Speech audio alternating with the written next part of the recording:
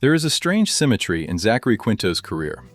In Heroes, Sylar looks at a human being and sees a mechanism to open, a mystery to solve, a gift to steal. In Brilliant Minds, Dr. Oliver Wolf looks at a patient with the same fierce concentration. But now the mystery is not something to conquer. It is a person asking to be understood. The eyes have not changed. The stillness has not changed. Even the fascination with the human mind remains. What changed is the direction of the performance. For almost 2 decades, Hollywood repeatedly asked Zachary Quinto to turn intelligence into menace. Then, at a moment when that darkness threatened to define him, he found a character who used intelligence as an act of compassion. This is how one of television's most memorable villains became its most unlikely healer. Quinto was born in Pittsburgh in 1977. His father died when he was 7, a loss the actor has described as one of the defining events of his life. It would be easy to turn that fact into a convenient explanation for every guarded man he later played.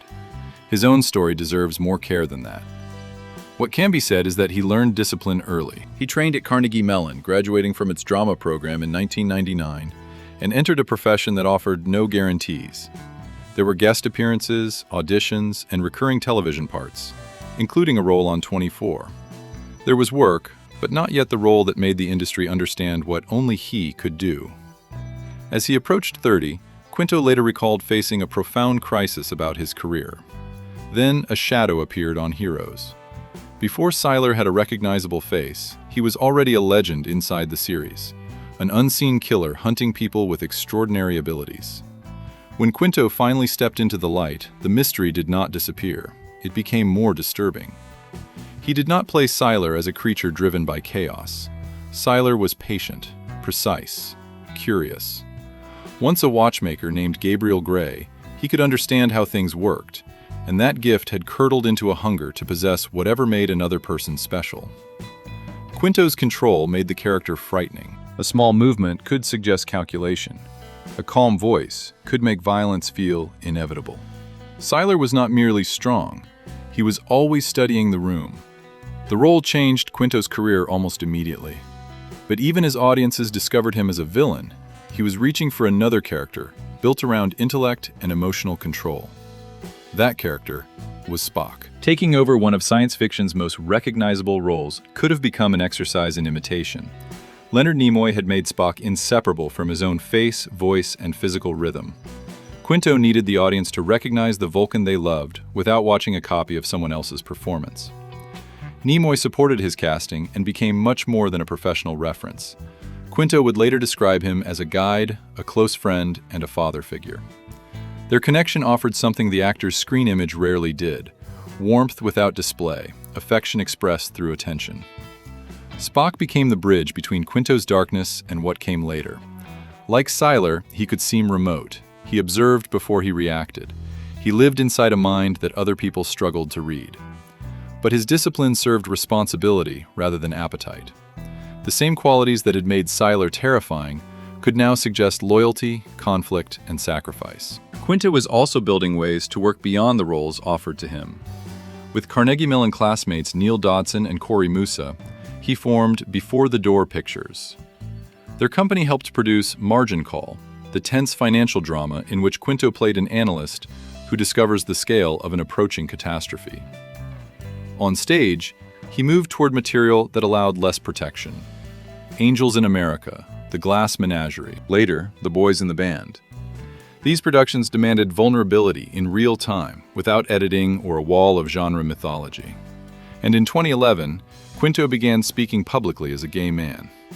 It did not replace the story of his work, but it made openness part of that story. He could inhabit queer lives on stage and screen without treating their identity as a secret to be managed. Yet television still knew exactly how persuasive he could be in the dark. In the second season of American Horror Story, Quinto played Dr. Oliver Thredson. At first, Thredson appeared to be a voice of modern reason inside the cruelty of Briarcliff. That apparent humanity made the revelation of his true nature more horrifying. Once again, intelligence was a disguise, and trust was a weapon. The performance brought Quinto an Emmy nomination and reinforced a powerful association. When he entered a story with perfect composure, someone should be afraid. Then came Charlie Manx in NOS 4A2, an immortal predator who offered children an eternal Christmas while feeding on their vitality. Quinto initially said no. The territory felt familiar. He had already explored the intelligent killer, the respectable monster, and the charming threat. What changed his mind were the scripts and the possibility of physical transformation. Behind hours of makeup, he could show Manx at radically different ages and search for the wounded history beneath the monster. Quinto never approached villains as if evil were an interesting costume. He spoke about trauma, abandonment, and neglect, not to excuse Manx, but to understand how a human being could surrender to darkness. That distinction was central to his best work. He was not asking the audience to forgive the monster. He was refusing to make the monster empty. But by the end of *NOS4A2*, Quinto saw Charlie Manx as the culmination of a track that began with Sylar and continued through American Horror Story. He had proved that he could make darkness intelligent, seductive, and painfully human. Continuing to prove it risked becoming repetition. Then Dr. Oliver Wolf arrived. Inspired by the neurologist and writer Oliver Sacks, brilliant minds gave Quinto another brilliant outsider. Wolf could be difficult, obsessive, and unconventional. He carried private wounds and often resisted the people closest to him. On paper, those qualities could have led to yet another cold genius who treats human beings as puzzles. But Wolf's defining impulse is empathy. He enters the patient's experience. He asks what an illness feels like from inside the person living with it. A face, a memory, or a symptom is not simply evidence leading to a diagnosis. It belongs to a life with dignity. For Quinto, the reversal was explicit.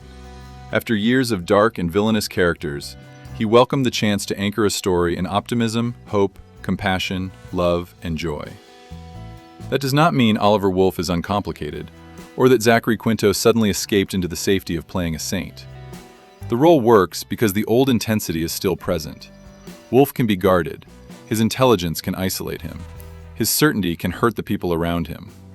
The transformation is subtler and more interesting than replacing darkness with light. Sylar studies difference because he wants to take it. Spock studies emotion because he fears being ruled by it.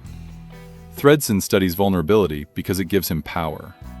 Manx studies longing because he can exploit it.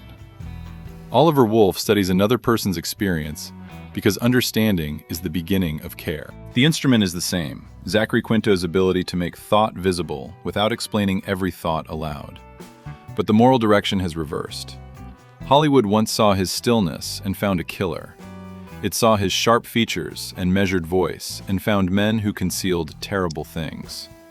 Quinto did not escape that image by pretending it had never existed. He carried its precision into Spock, tested its limits on stage, pushed it toward its most grotesque form in Charlie Manx, and finally, turned it toward a man whose greatest gift is seeing the humanity other people overlook. Perhaps that is the real way an actor escapes the dark. Not by abandoning the quality that made audiences watch him in the first place, by changing what that quality is for.